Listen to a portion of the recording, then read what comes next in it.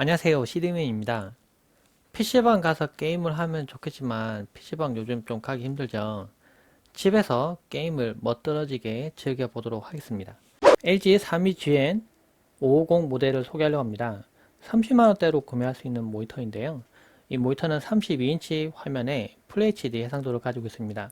평면 VA 패널을 사용했고요. 이 모니터의 좀 특징적인 부분이 165Hz를 기본적으로 지원을 합니다. 프리싱크, G싱크 호환도 지원하고요.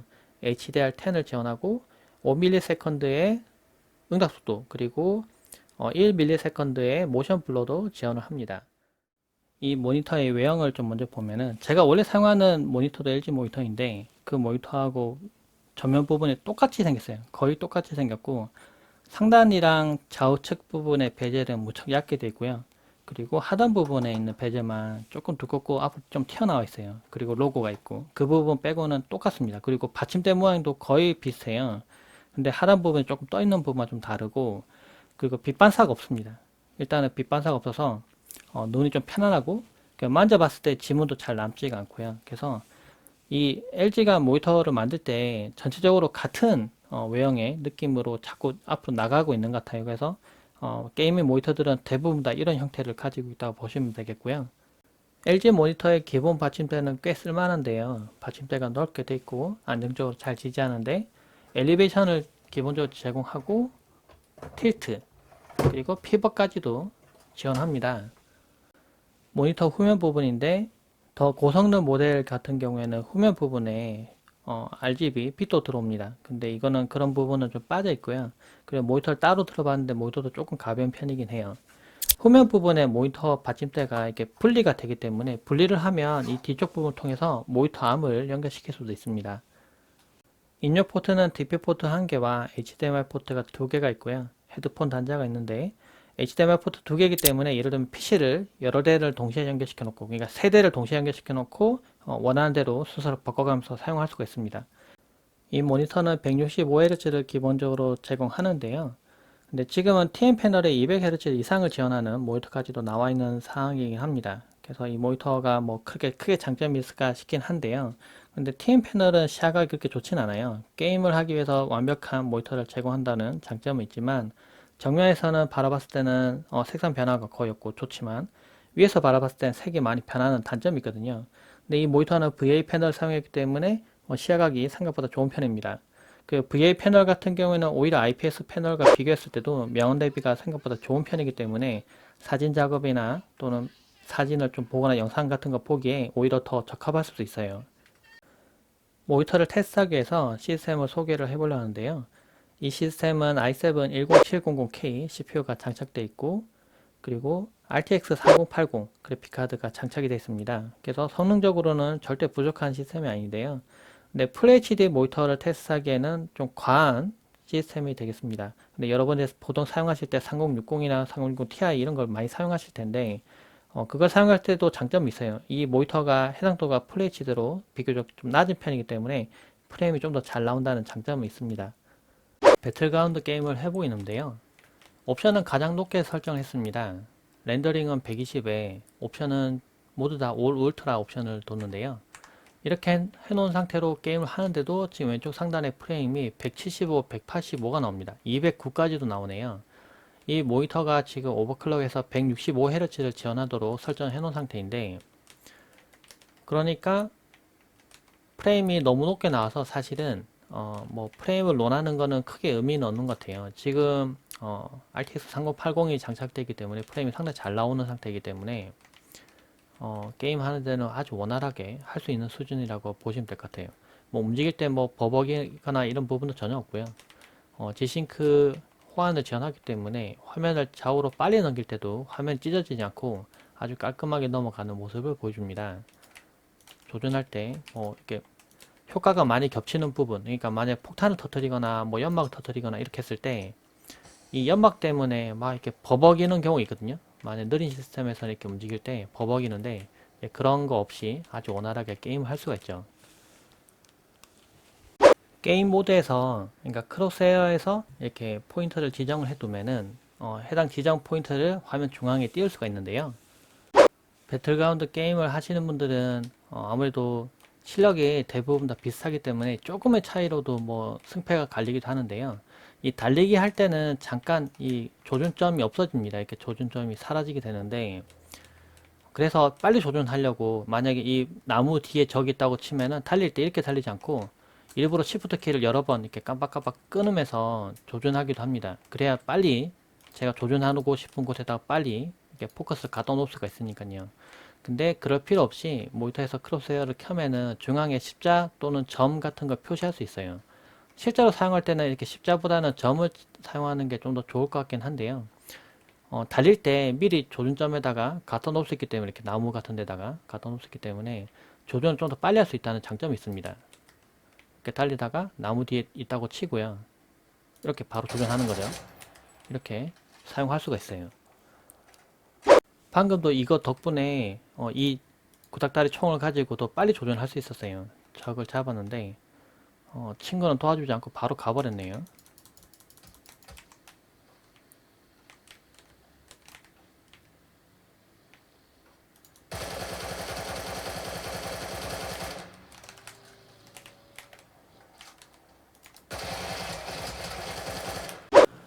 콜 오브 듀티 콜드워 게임을 해보고 있습니다. 야간에 펼쳐지는 효과들 상당히 잘 돼 있네요. 아이고, 저격에 맞았네. 야간에 펼쳐지는 이렇게 효과들, 네, 야경들, 그래픽 효과들도 상당히 잘 적용되어 있고, 이거를 이제 화면을 통해서 그대로 볼 수 있어요. 제가 해봤을 때는 32인치 QHD 해상도의 모니터도 제가 계속 사용했었는데, 이렇게 딱 봤을 때는 좀 떨어진 상태에서 거리를 봤을 때는 크게 이게 체감 같은 건 못하겠어요. 이게 뭐 그래픽이 확실히 좀 FHD랑 QHD랑 좀 차이 난다거나 그런 건 못 느끼겠는데, 대신에 해상도에 따른 섬세한 그런 부분들 그런 건 좀 차이가 나죠. 레인보우 식스 시즈 게임을 해보고 있는데요.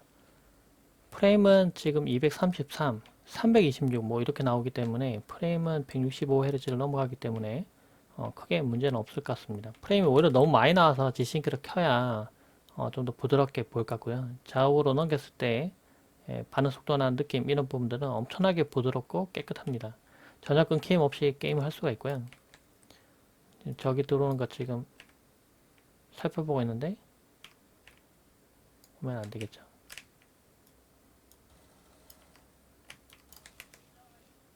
오버워치 게임을 해보고 있는데요. 프레임은 상당히 잘 나오고 있습니다. 176 이상 나오고 있는데요. 그래서 뭐 게임할 때 크게 불편한 부분 없을 것 같아요.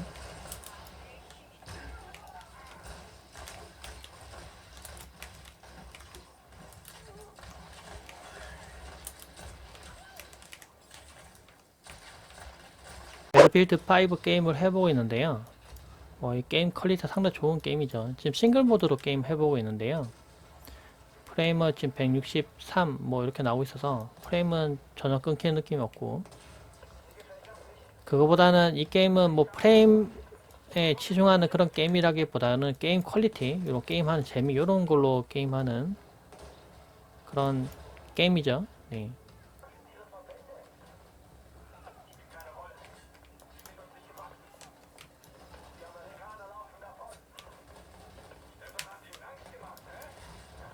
이번에는 몬스터 헌터 게임을 해보고 있는데요. 전장에 나가지 않고 지금 로비에서 지금 움직이면서 한번 보여드릴게요. HDR 모드를 지금 켜둔 상태인데, 근데 HDR10까지만 지원합니다. HDR을 제대로 즐기려면은 사실 한 600, 뭐 1000 이렇게 넘어가야 차이가 확연하게 나긴 나는데요. HDR10이기 때문에 HDR 모드 켠다고 해서 뭐 엄청나게 뭐 HDR 효과가 나거나 그 정도까지는 아니었어요. 그렇지만은 HDR 모드를 지원하긴 합니다.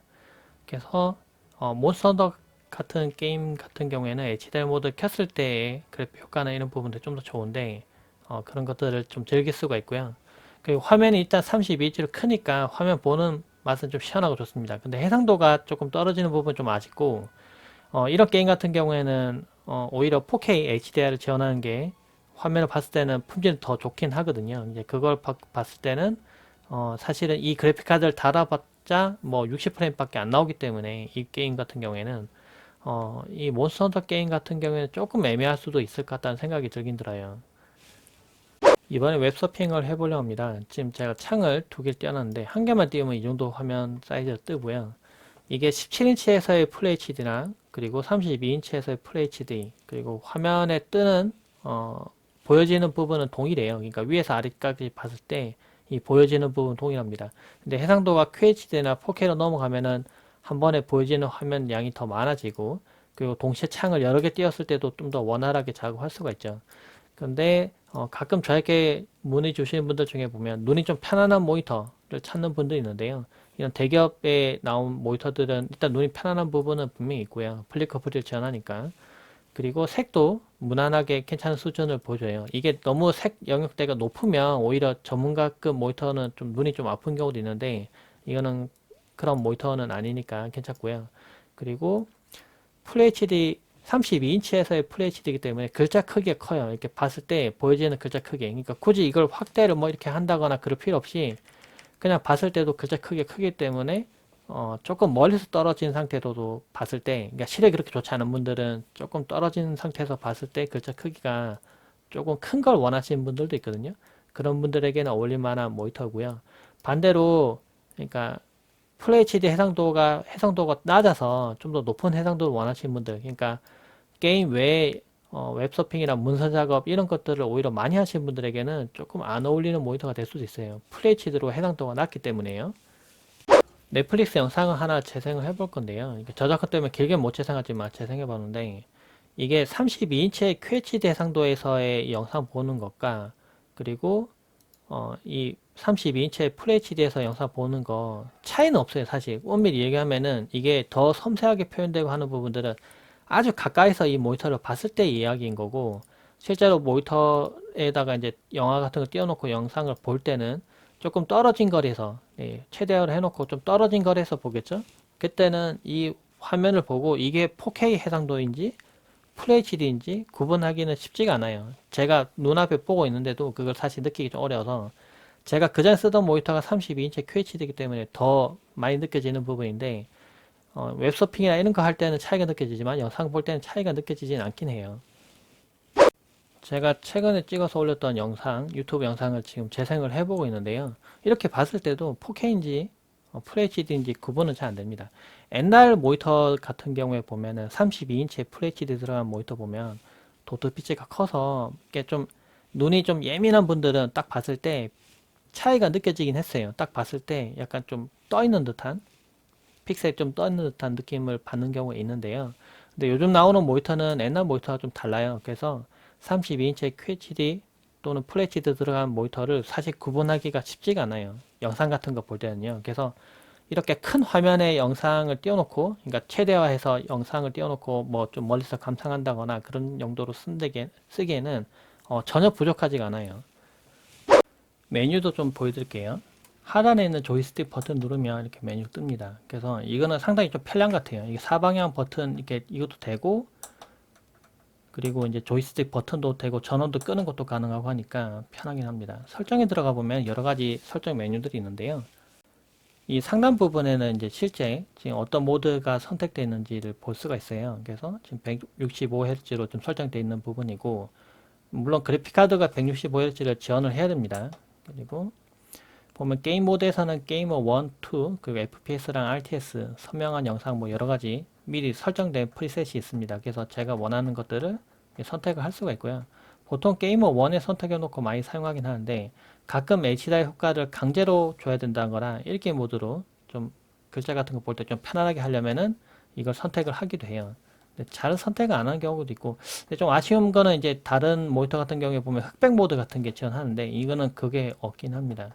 네, 사실 흑백을 잘 쓸 일 없긴 하지만 여기 보면은 어댑티브 싱크라고 해서 이게 프리싱크에 해당되는 부분이에요. 그리고 지금은 이제 프리싱크랑 이제 지싱크랑 이제 구분이 없어졌는데 어떻게 보면 지싱크 호환 모드로도 동작하고 프리싱크도 지원한다고 보시면 되겠습니다. 그래서 어, 엔비디아 그래픽카드 꼭 써야 되냐 또는 AMD 그래픽카드 써야 되냐 얘기했을 때 특별히 구분 없어요. 그러니까 아무거나 쓰셔도 상관없고 그러니까 그거보다는 그래픽카드 성능이 좋은 걸 쓰시는 게 좋습니다. 그리고 검은색 부분에 대한 이제 농도를 좀 더 변경하는 부분인데 이게 영화 같은 거 볼 때 너무 까만 화면만 많이 나오면 불편한데 이걸 올려놓으면은 어두운 부분에 대한 밝기를 좀 더 높여줘요. 근데 특별한 경우 아니면은 뭐 변경 안 하셔도 상관없긴 하고요.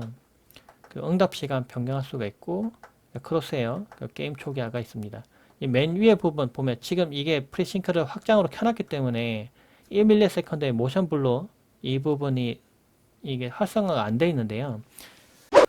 어댑티브 싱크를 제가 껐습니다. 그러니까 프리싱크를 끈 건데 그러면은 1ms 모션 블루가 켜집니다. 이게 활성화 할 수 있는 상태가 되거든요. 이거 켜면 어찌 되냐면은 어떻게 보면은 플리커 프리를 끄는 거예요. 이렇게 엄밀히 얘기하면은 이 모니터 뒤에 있는 백라이트, LED 백라이트의 주사율을 변경시켜서 좀 더, 그러니까 모션 블루, 그러니까 뭔가 이렇게 움직일 때 이렇게 제가 손으로 빠르게 움직인다고 치면 뭔가 이렇게 순간적으로 딱 이걸 보면은 이렇게 안 보이고 이렇게 보일 겁니다. 이렇게 흔들린 것처럼.